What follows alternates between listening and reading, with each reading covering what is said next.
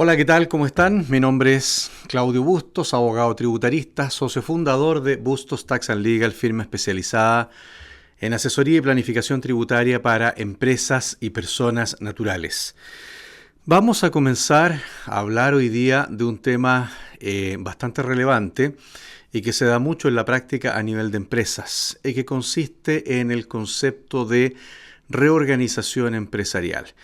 Este es un tema bastante amplio que va a dar para varios videos. Vamos a comenzar a conversar del tema hoy día.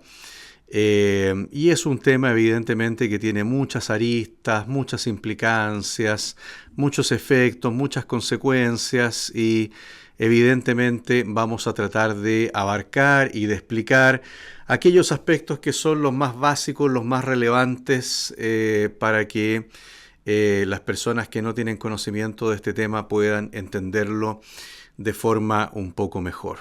¿Ah? Primero, ¿de qué hablamos en general cuando hablamos de reorganización empresarial? Todos probablemente tenemos una idea y estamos pensando, ¿no es verdad?, en movimientos patrimoniales, movimientos de bienes, de activos que se llevan a cabo dentro de empresas relacionadas, dentro de un mismo grupo de empresas. Y no estamos muy equivocados en esa acepción de lo que corresponde una reorganización empresarial. En general, una reorganización empresarial corresponde a operaciones que pueden tener formalmente desde el punto de vista jurídico efectos patrimoniales y desde el punto de vista económico efectos patrimoniales en el sentido de que existen movimientos de activos o pasivos, existen cambios a niveles societarios, a niveles de configuración, de participación societaria, de estructuración societaria, pero la característica esencial y fundamental de estos procesos es que normalmente se realizan al interior de un mismo grupo empresarial. ¿Qué quiere decir esto? A nivel de empresas que pertenecen en general a los mismos propietarios.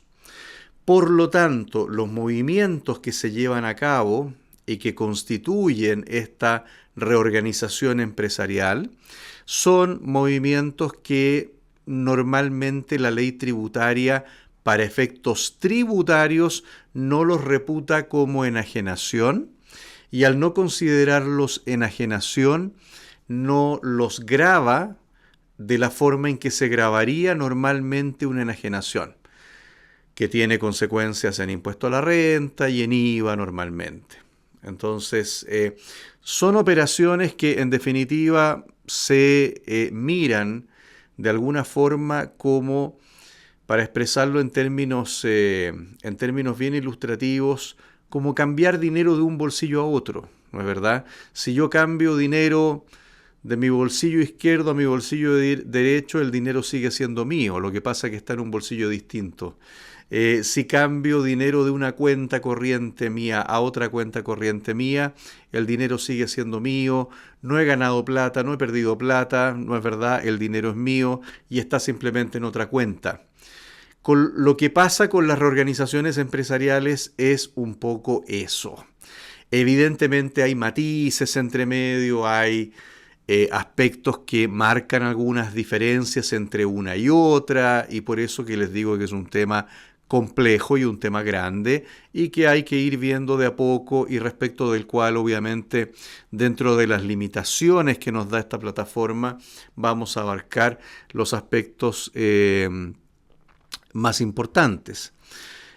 Porque por ejemplo dentro de las reorganizaciones empresariales hablamos típicamente de las fusiones de empresas, por ejemplo.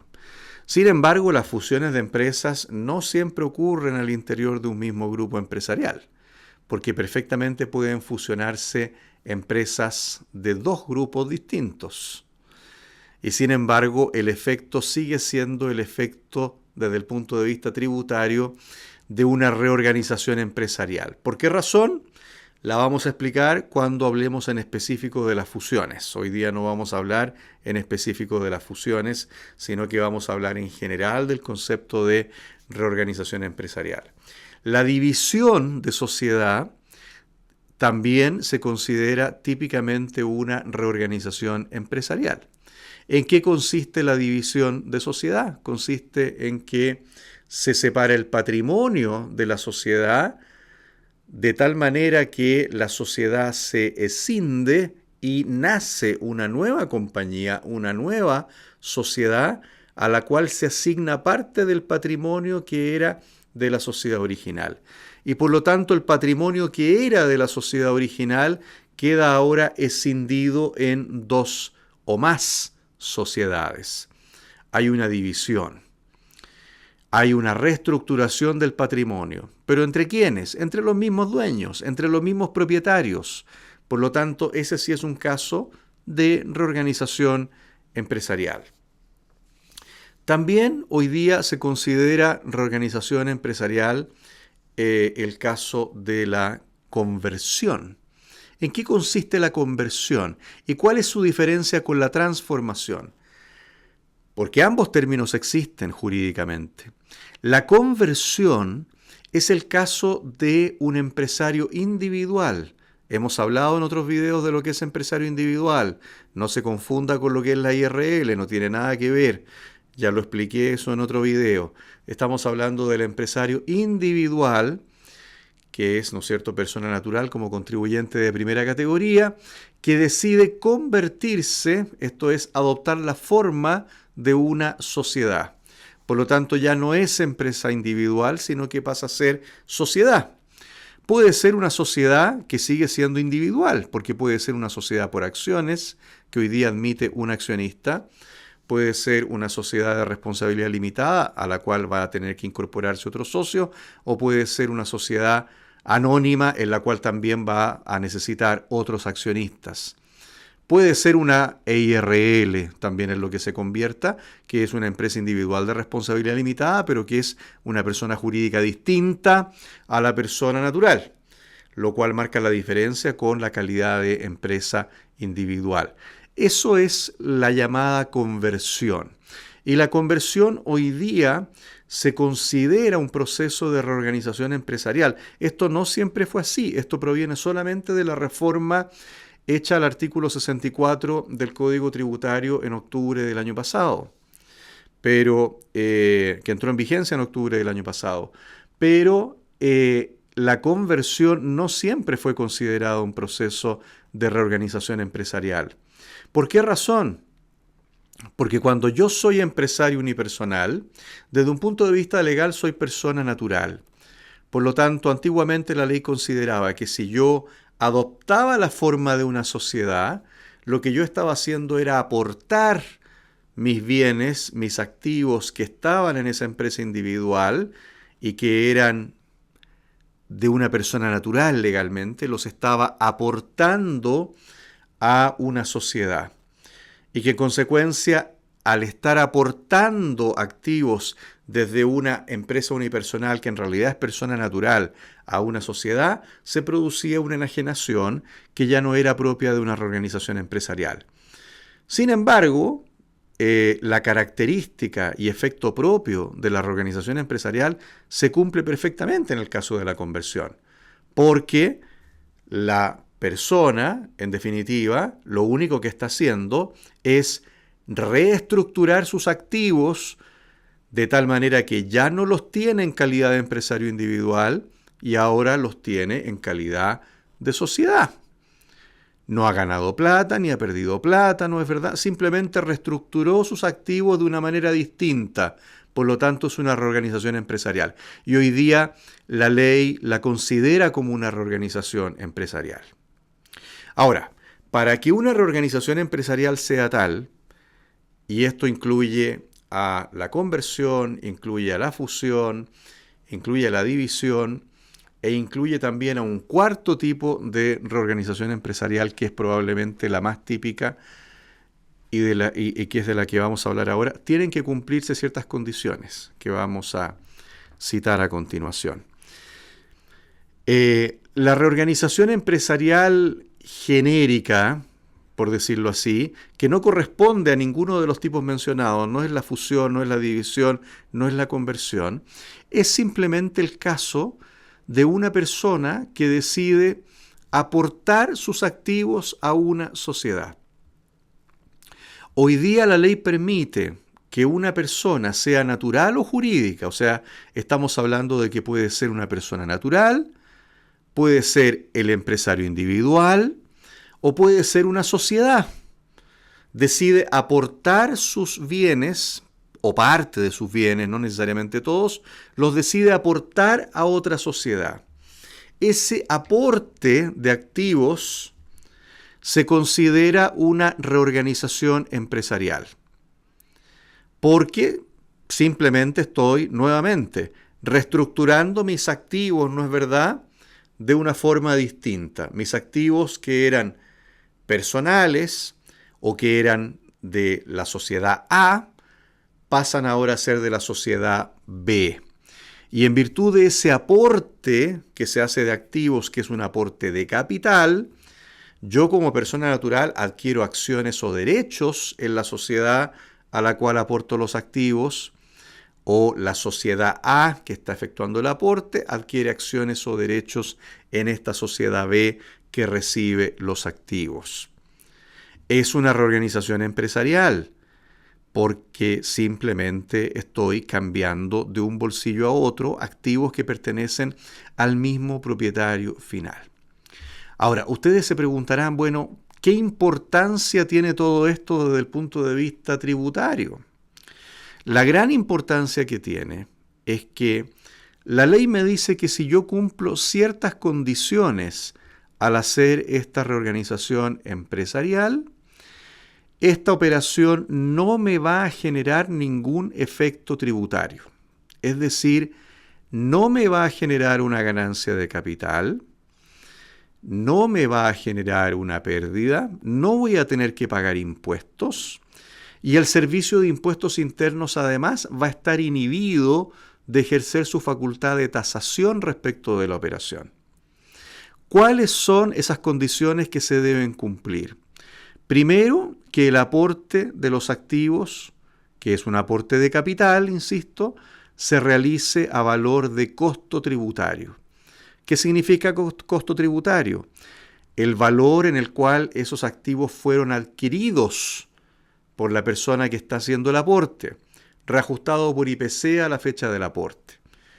Eso, cuando uno habla de costo tributario en términos impositivos, es siempre valor de adquisición de los activos corregido por IPC a la fecha en que se realiza la operación. Ese es el costo tributario y que coincide generalmente con el valor contable del bien, el valor libro del bien, el valor que está establecido en los libros contables.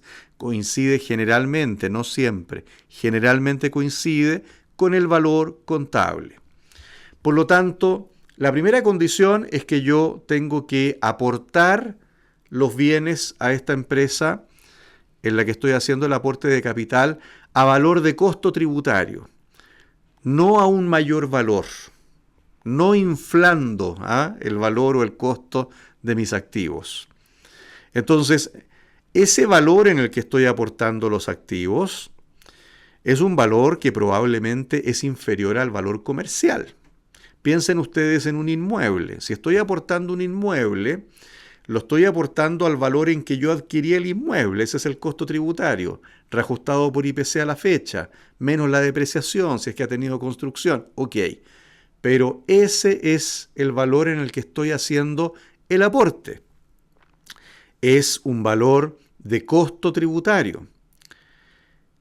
Ese inmueble hoy día puede valer mucho más. Si yo adquirí el inmueble 10 años atrás, evidentemente la plusvalía de ese inmueble hoy día es mucho mayor, ¿no es verdad?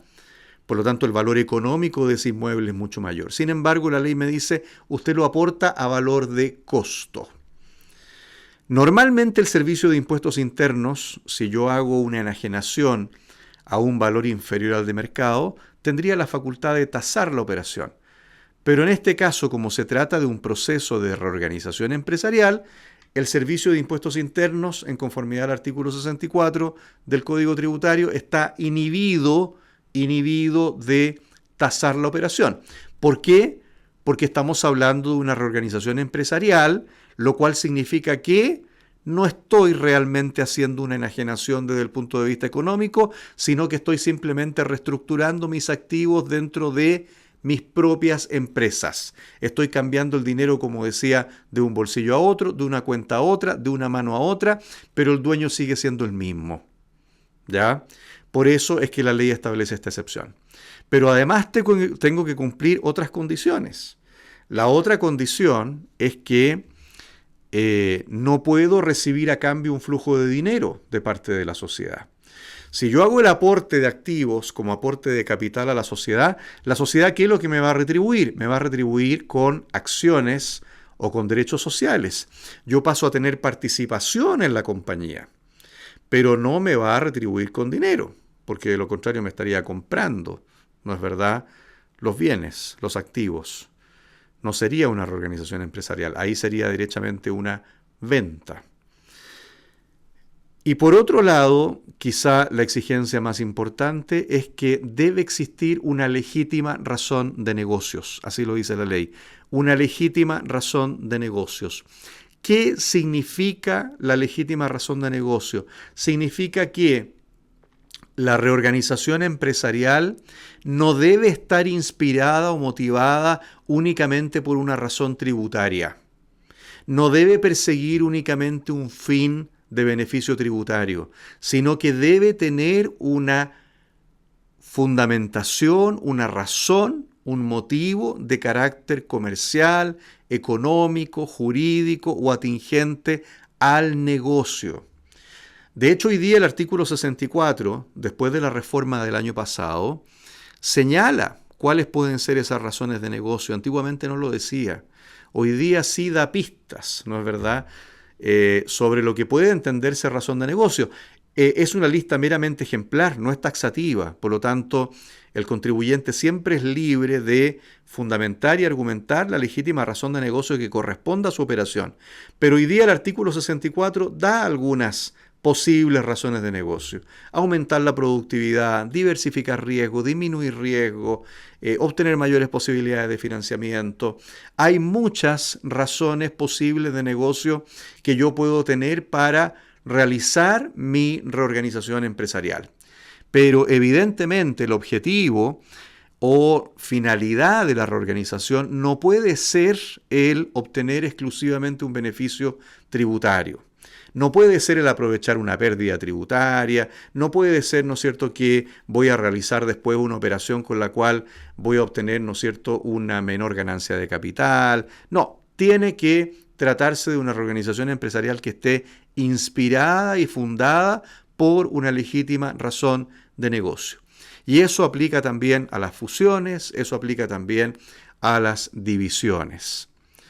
Hoy día también estas reorganizaciones empresariales pueden realizarse en el ámbito internacional, pero de eso hablaremos en otro video. Vamos a hacer otro video para hablar en forma exclusiva de las fusiones, otro video para hablar en exclusiva de las divisiones y otro video para hablar en exclusiva de las reorganizaciones empresariales internacionales. Por lo tanto, queda bastante por hablar de las reorganizaciones empresariales. Este era un primer video introductorio. Espero que les haya quedado claro. De lo contrario, en los comentarios me señalan si subsisten dudas o inquietudes. Y de todas maneras, aquí en Bustos Tax & Legal estamos siempre para responder todas sus consultas y asesorarlos en lo que sea necesario y en lo que haga falta respecto de las operaciones de vuestros negocios, empresas y transacciones comerciales. Soy Claudio Bustos, abogado tributarista, fundador de Bustos Tax & Legal. Me despido, que estén muy bien. Será hasta la próxima oportunidad. Muchas gracias. Chao.